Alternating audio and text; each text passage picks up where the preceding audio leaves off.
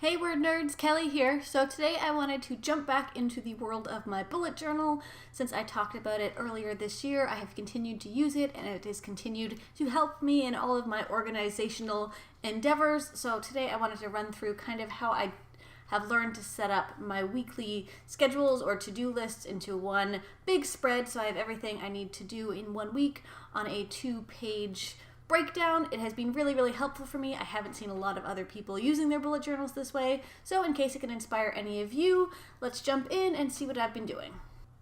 At the top of these pages here, I'm using something called washi tape. I have a huge collection of this that I all got from aliexpress.com in a bunch of different designs. Basically, this helps me make all of my spreads look pretty without having any artistic ability of my own. I went with a bookish spread for this week because you guys.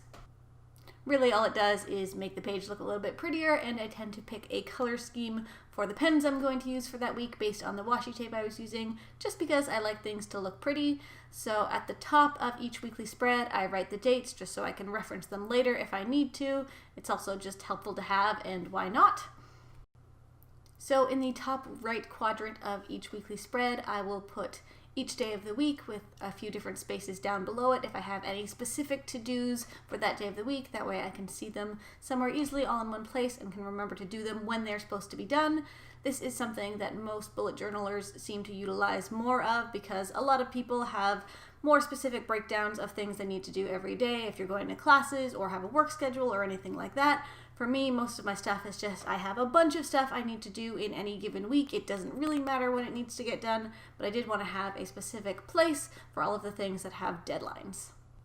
In a lot of cases, I don't even have anything specific to put down when I'm first making a spread, but I will go through as the week continues and as things come up and put them in.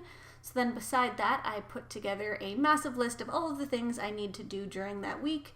At the beginning, it's usually a bunch of stuff that I do every week, so I kind of know them by heart, or I will go back to previous weeks and look over the stuff that I did that week before to see if I need to do it again. Things like reading books and editing WordNerd videos and filming and TED Talks and making new spreads. And then I will also go back and figure out all of the things I didn't do the week before and see if they need to be added into this list.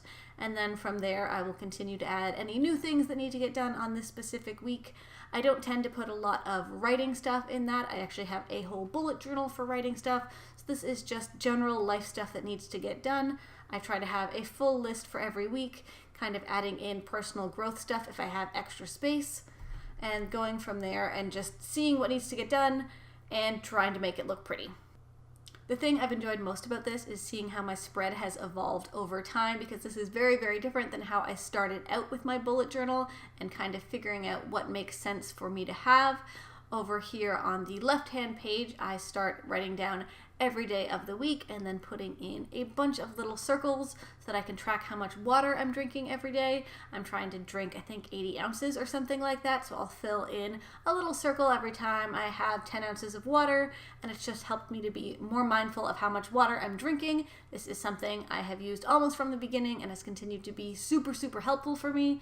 So if drinking more water is something you are aspiring to do, this could be a good option for you, even just having it in a notebook somewhere so you can kind of reward yourself and check things off as you go through and drink all the water that you're supposed to. Or you can adapt this to something else that you're trying to do multiple times every day, really whatever works for you.